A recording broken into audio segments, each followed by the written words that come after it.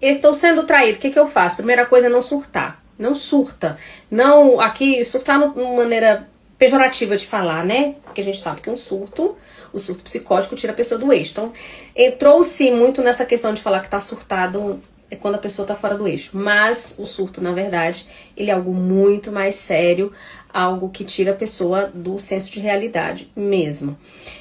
Então, não saia do seu eixo.